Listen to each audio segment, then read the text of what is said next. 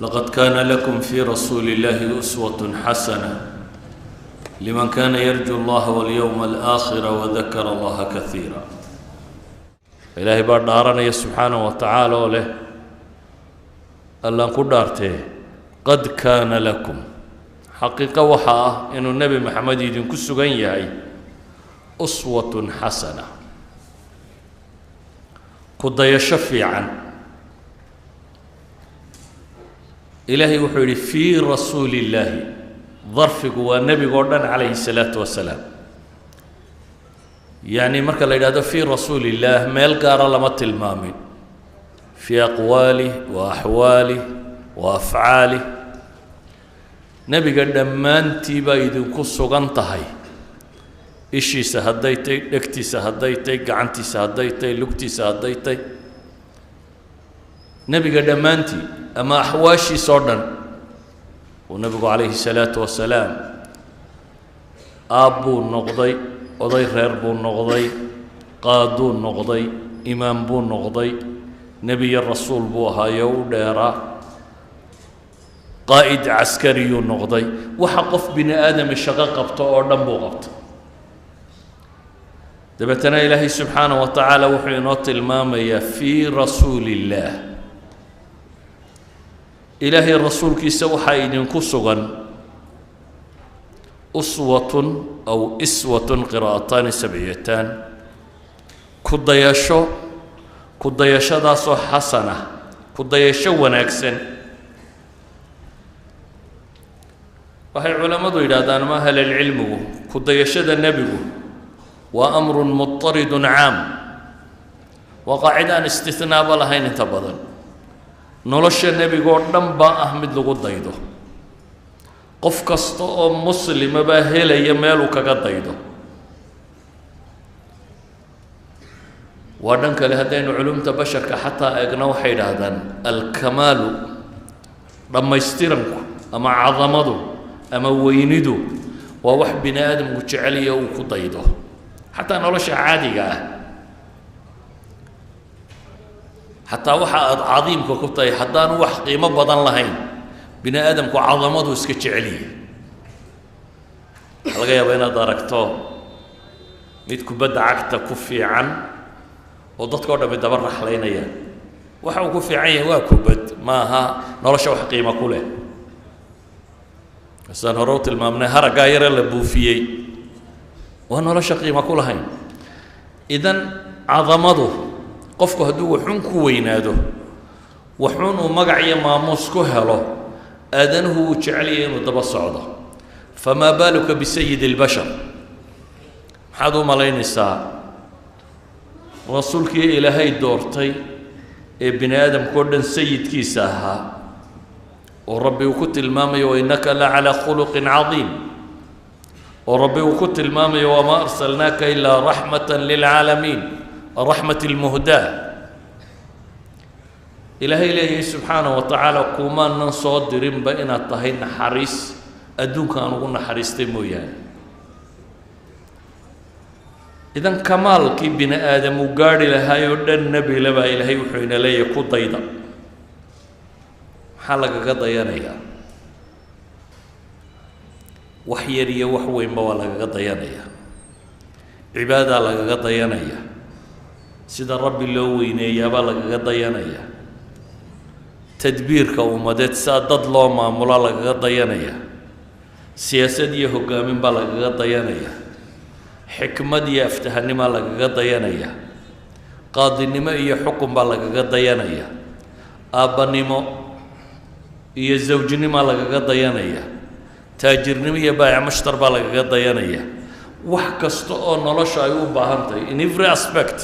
وحكستو أو نولش كمدا أيا لك قضيانية إلهينا وحوت المامي النبي قال لي وأن هذا صراطي مستقيما فاتبعوه ولا تتبعوا السبل كوديشة بن آدم كوح كوديدا كوديشة في عن يكوديشة سيئة بويلادا عد وحفي عن لك قضيدو يعد وحا عنكو عن بحضو لك قضيدو تاني لهي وحولي وأسوة حسنة قرآن كان قارب إلهينا وقلت المامي yaqdumu qowmuh fircawn isagoo dad hogaaminayo horseedaya oorkacaya inuu aakhiro iman doono bale suuraddaynu maalin walba akhrino ayaa ilaahay wuxuu inoogu tilmaamaya subxaanahu wa tacaala laba jid oo midna lagu dayanayo midna aan lagu dayanaynin midna aynu ilaahay weydiisanayno in ilaahay uu ina mariyo siraata aladiina ancamta calayhim jidna laynoo tilmaamay inaynu ilaahay ka magan galno oo gayri almaqduubi calayhim wala daaliin jidka kuwa lumay iyo kuwa rabbi uu cadhaysan yahayba maanta adduunku xaala xarija buu ku taagan yahay critical point waayo waxaa lumay qiyaadaadkii bini aadamkee lagu dayan jiray adduunka mashaakil badan baa ka taagan dhan kasta oo laga eego mashaakil siyaasiya dunida ka taagan mashaakil dhaqaalaa ka taagan mashaakil caafimaad baa ka taagan noloshoo dhan baa qasan duniduna way weyday qiyaada dad marmuuqoo la dabagalo way weyday ilaahayna waa itixaamay imtixaanaadkaasoo loogu talagalay lacallahum yarjicuun lacallahum yatadarracuun bal bini aadamku marka la gelgelo ina inuu rabbigii u noqdo ama ina inuu isdhul dhigo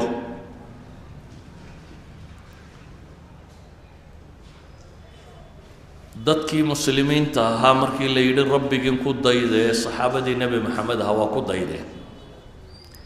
kuwii ka soo hor jeestayna way diideen uswada xasanka ah ee gaaloobay oo maxay qaateen waxay dhahaan dhaqamadayada iyo aabbayaashaya wixii ay ahaayeen inna wajadnaa aabaa'anaa calaa ummatin wa inna calaa aahaarihim muhtaduun aabbayaashayaan ugu nimi oo dhaqan iyo hiddo iyo qaab u nool kaas baanu raacaynaa ilaa alla ka leeyay awalow kaana aabaa'uhum laa yacqiluuna shay-an walaa yahtaduun aabbayaasha miyaa la yskaga dayanayaa haddaanay maan qabinba haddaanay waxay samaynayaan wax maangalaba ahayn ama aanay ariiq hanuunsan maraynin maa lagu dayanaya waidaa qiila lahum ittabicuu maa anzala allah waila alrasuul qaluu xasbunaa maa wajadnaa calayhi aabaa'ana awalow kaana aabaa'uhum laa yaclamuuna shay-an walaa yahtaduun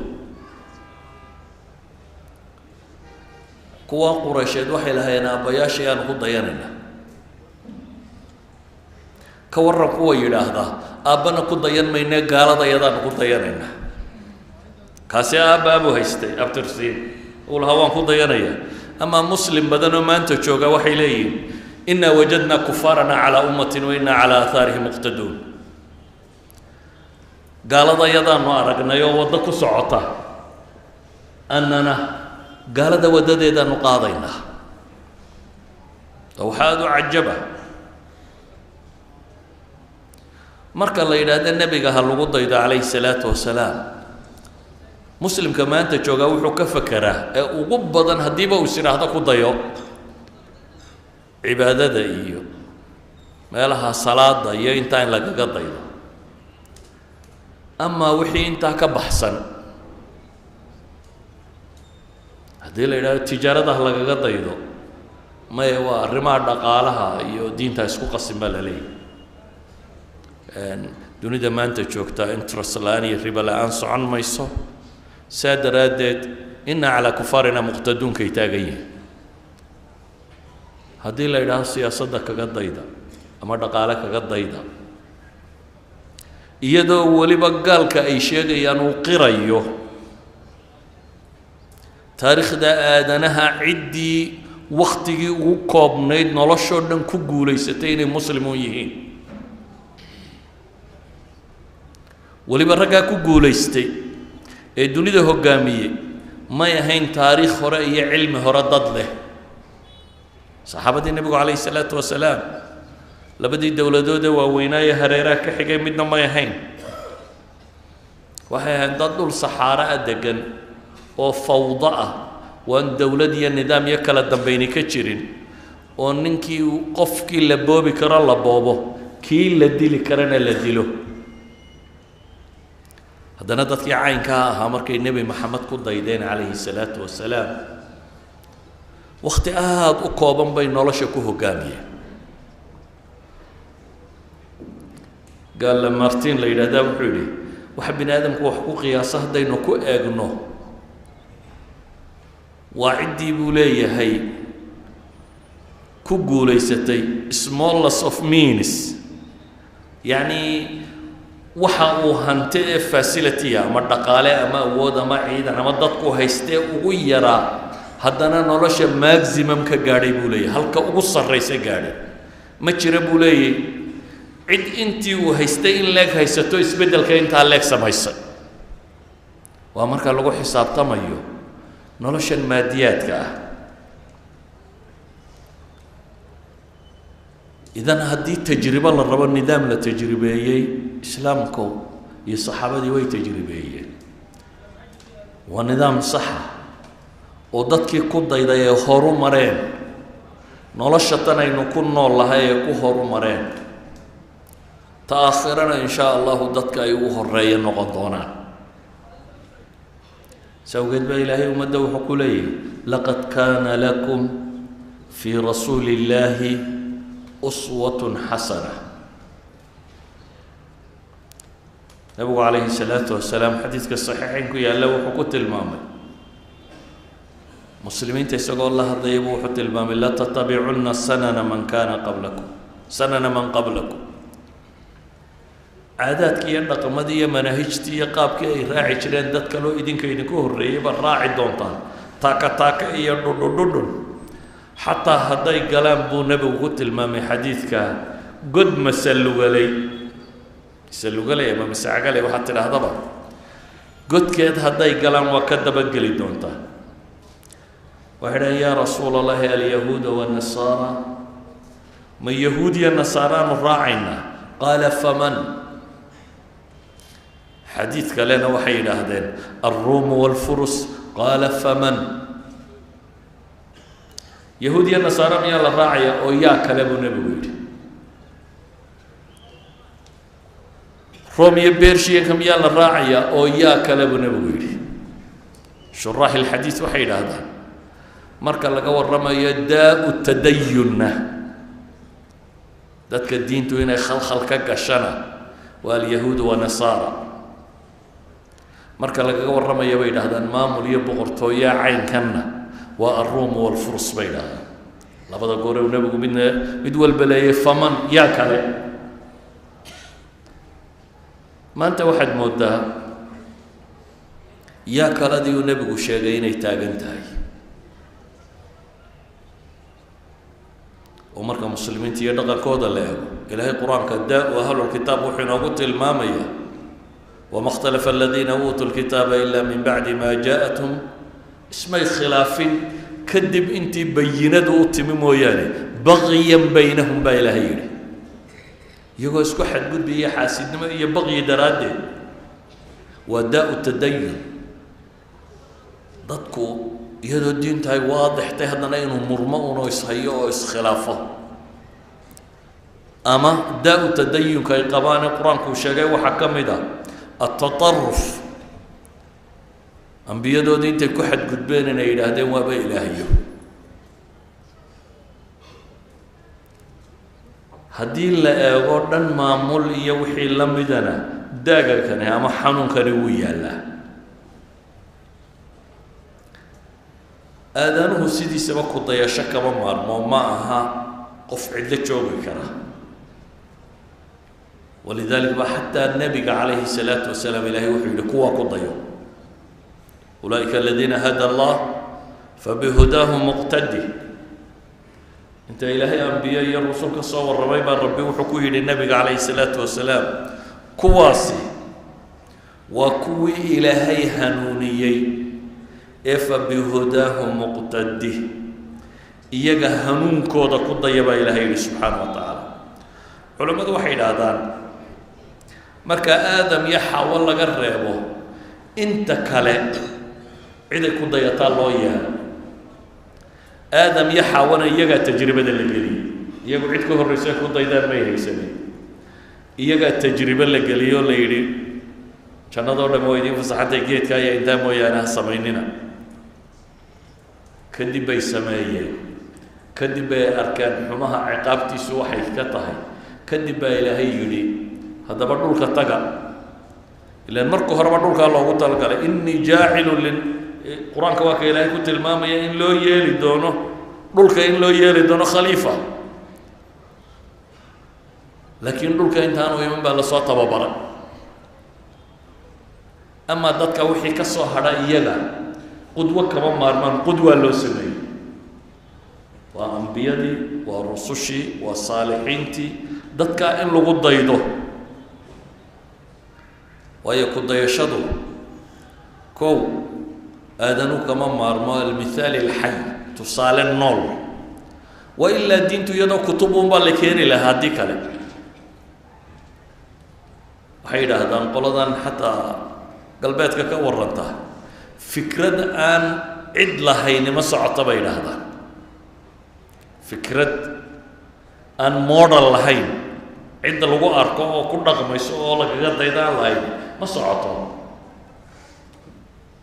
walidalik diinta maanta o dhan haddaad wacdi ka dhigato socon mayso laakiin markay noqoto dad ku dhaqmaya la arko model ay yeelato wax la raaci karaa ay muuqdaan maanta waxaan odhan karnaa afcaasha muslimiinta ayaa in diinta la qaato hortaagan dhaqanka muslimkaa hortaagan waayo inaad tidhaahdo diintu way fiicantee ku dhaqma gaaloy aniguse ku dhaqmi maayo waan haddana rumaysnay dee wax bini aadam yeela ma aha yaa ayuha aladiina aamanuu lima taquluuna maa laa tafcaluun kabura maqtan cinda allahi an taquluu maa laa tafcaluun baa ilaha yidhi waxaynu odhan karnaa inay diintu socoto waxa hortaagani waa dhaqanka muslimka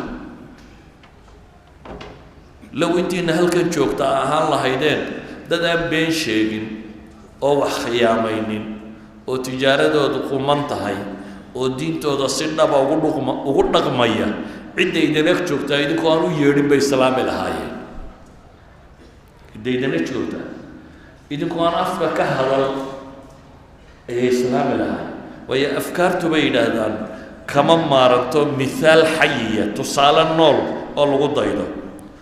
waa mar labaadee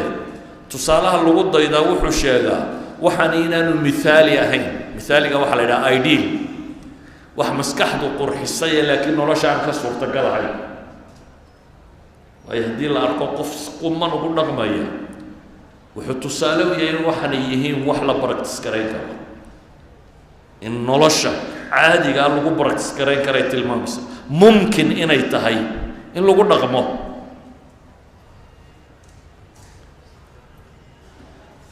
dadka atbaacda ahina hadday qaadadu qaadato mabaadida si dhaba ugu dhaqanto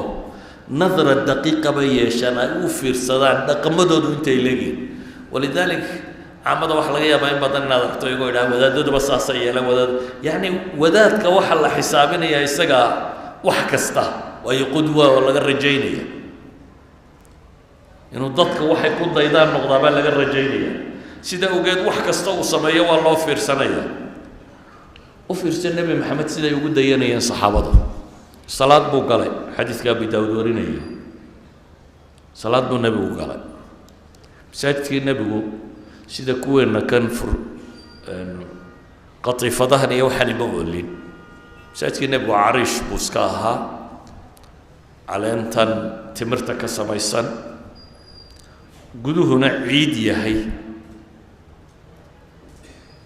dabeetana dadku markay doonaan iyagoo kabahooda sitay la soo geli jireen masaajidka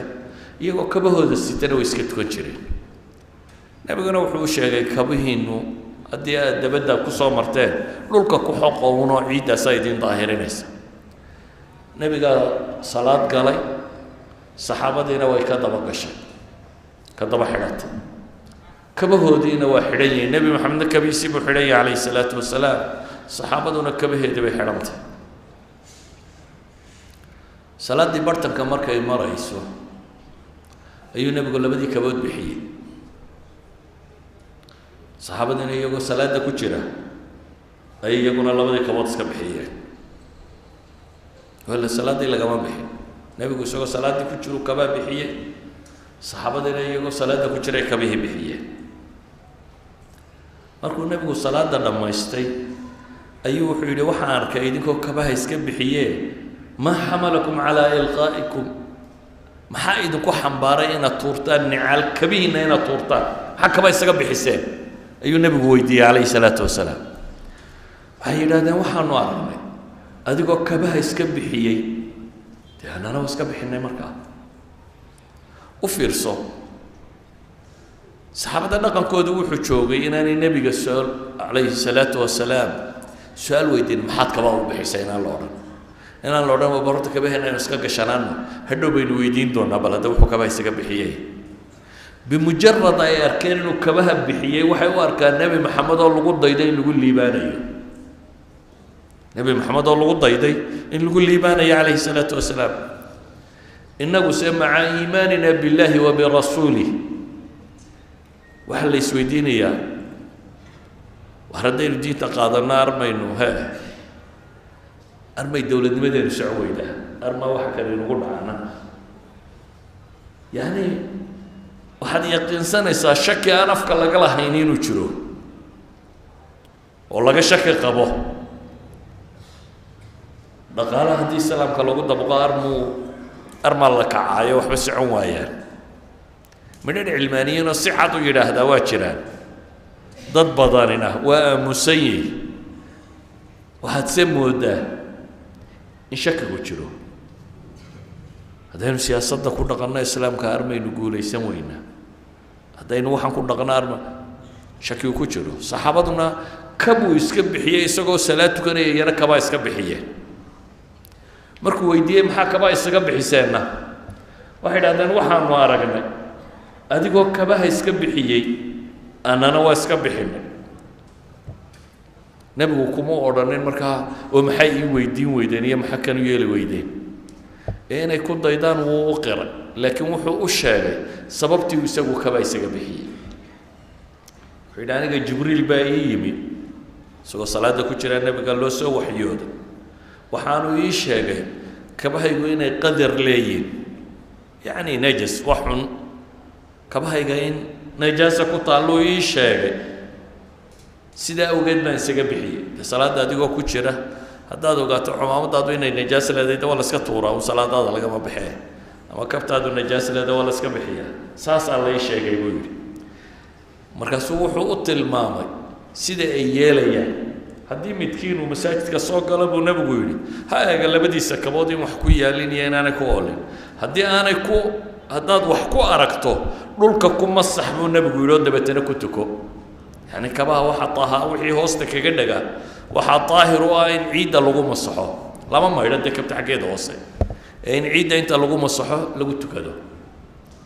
taa macnaheedu maaha dee masaajidan la nadiifiyey ee kaarbadka ee la maydhayo dadkaba islii kala timaada inaad tidhahdo waan ku tukanaya ma aha ee waxaynu ka warramaynaa dhulkaa ciidda ah haddaad ku tukanayso iska bannaan inaanad kabtaada inaad ku tukan karto haddii aada masaxato xadiidka imaam abu daawuud iyo daarimiba waa wariyeen sheekh alalbaanina saxiix buu ku tilmaamaya dhibta taalla waxay tahay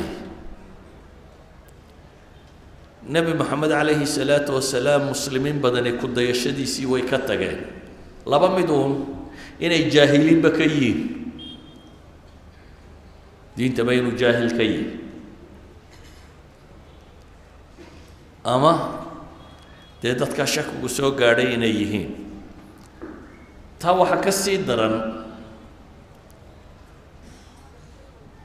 gaalka wixii manfac lahaa lagagama dayane wixii aan manfac lahayn baa lagaga dayda inta ugu badan maxaan uga dan leeyahay gaaladu waxyaaba la ogolyahay in la kala qaataa jiro bini aadamka oo dhami wadaago oo muslimiintii horeba ay ka qaateen persian iyo romans iyo cid kasta ay ka qaateen iyo waxyaaba aan la ogolayn in la kala qaato waxaa la ogolyahay in la kala qaato waxaa ka mid ah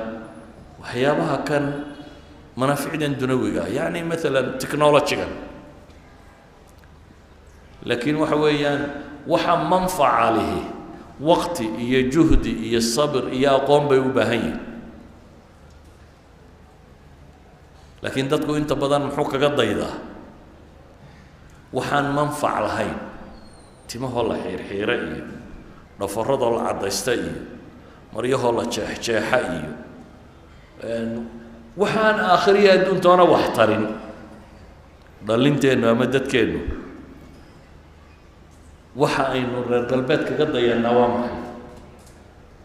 hadday kaga dayan lahaayeen sida dayuuradaha loo sameeyo iyo sida madaafiicda loo rakabtay iyo sida rag laysaga celiyo dee waxaynu odhan lahayn waxbay soo kordhisay kudayasho macna samaynaysana way noqon lahayd laakiin haddii waxa lagaga dayanayaa uu noqdo maryaha la xidhanayaa noocay u ekaadeen imika masaajidda muslimiintaad soo gelaysaa qofka kaa horeeyo qaawan baad arkaysaa sujuudsan waayo maraduu sito ayaa maro faranji loogu talagalayoo dabada hoosteeda ka xidhanta nin salaad tukanayo cawradiisii muuqataad arkaysaa salaadna wuu ku jiraa mid muslim oo dhafarada xiirtay qasac sameeyey timaa badhna muldhiyey badhna soo daayey idan waxa aynu kaga dayannoo dhami akaruhu waa wixii layna yidhi ha kaga dayanina wixii in uun suurtoobi lahaa in laga soo qaatana maynan ka soo qaadanin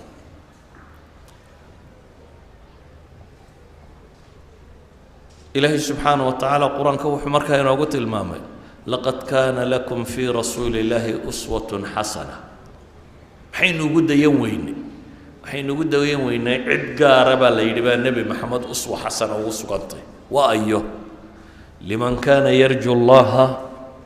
واليوم الآخرة وذكر الله كثيرا وقوة قد ينكر النبي محمد لمن كان يرجو الله كو إلهي الرجينية إلهي الرميسان لقاء جيس الرجينية إلهي مركو لك الموح وأرن دانه كفكرية إلهي ويندي سي عظمدي سكوا قرنا يا رب الرجينية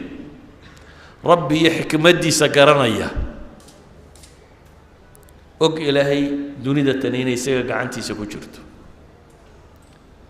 صفات اللي بعد اللي سينا وامحي وآخرة كوين الرجينية نبي محمد طريقي صدتك أفدود الراعية ودد إلهي الرميي آخرنا أكتود كوينتي نولش إن إنتي آخرة كوينتي إنتي سأدونك كويني رانك لا أنك أجمع إمسا ساعدت بينو دريد بلان قرينا إمسا ساعدت بينو سآخرة بلان كذا كجرنا odayga caruur dhalay wuxuu yidhaahdaa caruurta iskuul ka saar jaamacad ka saar waxaasa noqdo ha guursado ha shaqo tago waxaasoo dhammi waa adduunka balaankiisii intee baad balaan garaysaa ilmahani aakhiro siduu u badbaadi lahaa waxaad balaan garaysaa tijaaradaada sanadkan waxaad qaban doonto ka dambeeya dhaqaalo markuu soo galo si aad yeeli doonto inta waxa aad samayn doonto waxaad balaan garaysaa inta jaamacadooda aad ka bixi doonto waxaasoo dhammi waa umuur dunawiya taa iyo waxaad si dhinac dhigtaa aakhira inta ay kuugu jirto qiimaynteedu imse saacadood baad ka fakartaa imse saacadood baad gelisaa aakhiro dee ninkeena ugu fiicane waa ninka 5 salaadood oo jamaca tukaday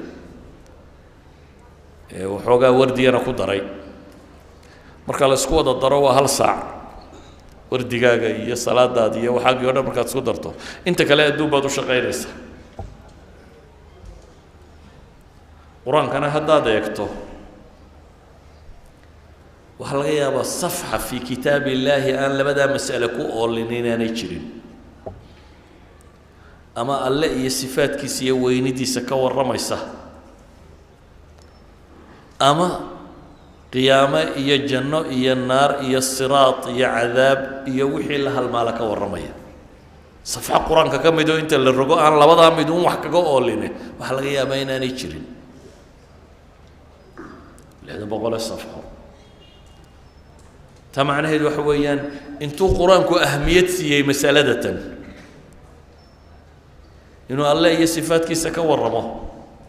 هي عظمة ديس هي وين ديس هي آيات كيسة انتو أهمية سيئي آخرية مآل كدن بينو كورمه وانت غبضا إذن ضدك انت سر ديسو أيا أكو النبي محمد قضيانيا صفات الصدحات اللي سيئنا ومحي وذكر الله كثيرا أي وذكر الله ذكرا كثيرا إلهينا حصى إن بدن باليري إلهي حس كيس أنو عرب كيس كائن كجين ذكر وعبادة القرى أن وقت لهين أن هيئة لهين أن صفة قارة لهين وقت كستاد سبعين كرتو داد ويسقبتي هداد شرابة لدي هداد عادي تهي هداد طاهر تهي هداد سوق مريسو يا هداد سلاد كشرتي هداد شيفته وعبادة سك استبر الله سمين كره dadka se hadda inta badan waxay kaga soo hadhay salaadaha dabadooda uu ninkii ka gaarsiin kara salaadaha dabadooda uu ninkii ka gaarsiin kara laakiin waqti kale cid adkaar samaysa wax iska yar ilaahay markaa wuxuu leeyahay nabiga calayhi salaatu wasalaam waxa ku dayaf shafiican ay ugu sugan tahay ciddii saddexdaas sifo leh hadday saddexdaas sifo agteenna ku bataan oo ku weynaadaanna ku dayashada nabi maxamed way fududaanaysaa calayhi salaatu wasalaam hadday saddexdan sifo agteenna ku yar tahayna dee iimaankao dhan baa daciifaya ku dayashadoo dhammina way yaraanaysaa saxaabadiina waxaad garanaysaa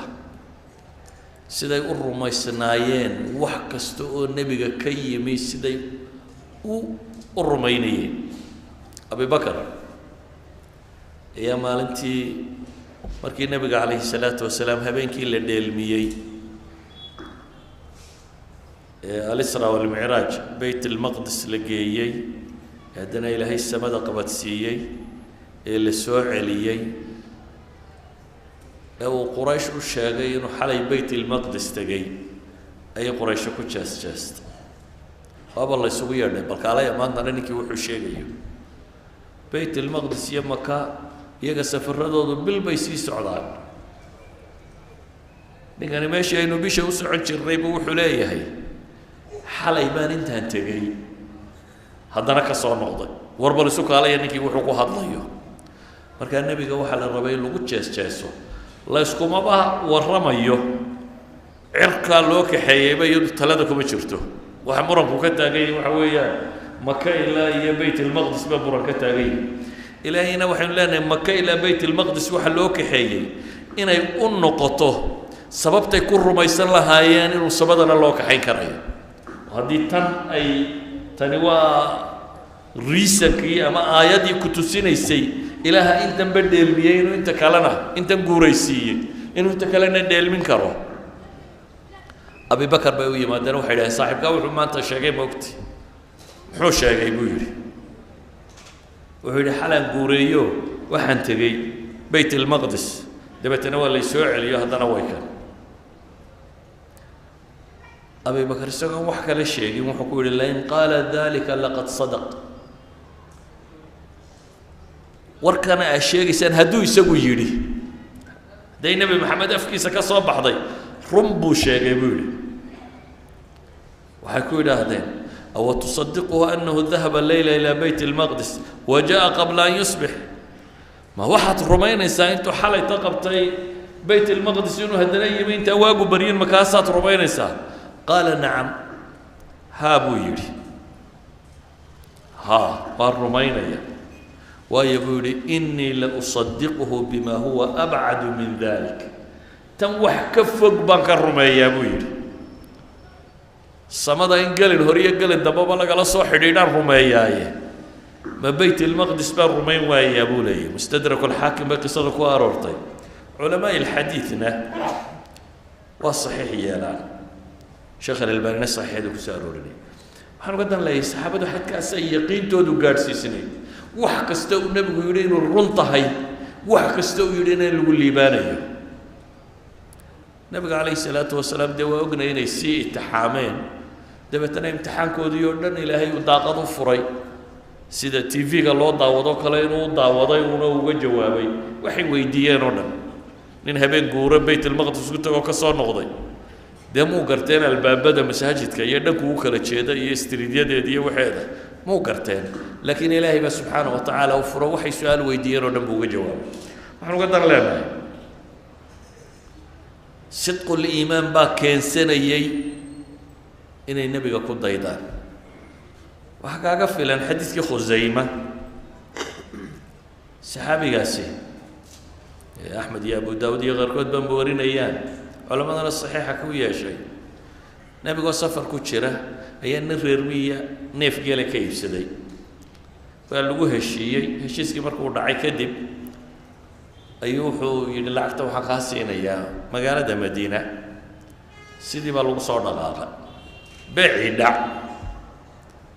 laakiin waxaa mu-ajaluuna ah lacagtiisii la siinayay marka magaalada la tago in la siiyo safarkiiyo lagu jiro saxaabada dee may wada ogeyn ninkan inuu neefka ka iibsaday nebigu rag kale uu yimi oo gorgoriyey ninkii reer miyiga ah wuxuu is yidhi lacagtii lacag ka fiican baabad ku helaysaa gorgoradii dambuu haddana galay waxaa arkay in qoladani u kordhinayso iyaguna ma ogeyn nebigu ka iibsaday nebigu u yimi oo wuxuu yidhi neefka ma iga iibsanaysaa mise waan iibiyaa buu leeyahy markaa ilaa meel kaluu arko lacag kale la sheegay ma iibsanaysaa mise waan iibiyaa nebigu wuxuu ku yidhi miyaanan kaa iibsan soo inagii kala iibsanay waxba maad iibsan buu yidhi yaa kuu markhaati ah markhaati keenso saxaabadanina lamay joogin markuu nebigu ninkan wax ka iibsanayay iyadoo hadalkii taagan yahay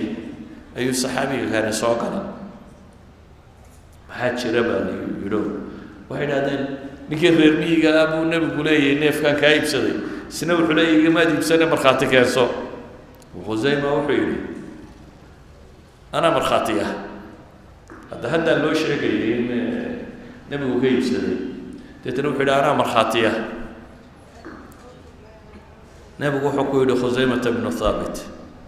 oo maxaad ku markhaati furi doontaa waxaan markhaati ka ahay buu yidhi ilaahay rasuulkiisa inaad iibsatay neefkan ka iibsatay ninkaa inaad ka iibsatay se kayfa tashhad baa la yidhi saad u markhaati furaysaa waxaan ku markhaati furayaa buu yidhi waxaan rumaystay oo maalin walba kaa rumaystaa samada inta war kaaga yimaado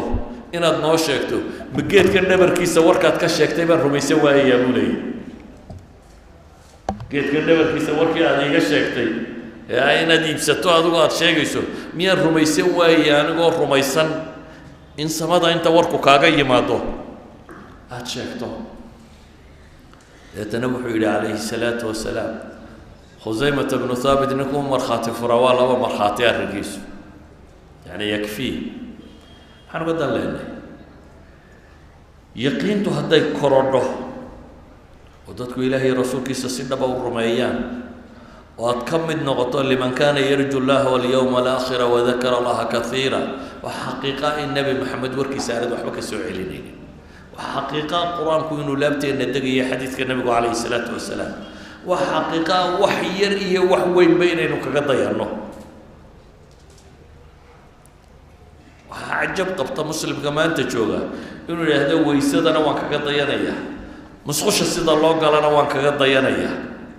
oo musqusha markaad galaysa bidixdaa la horraysiya dhowna midigtaa lasoo horraysiya saasaa la ysaga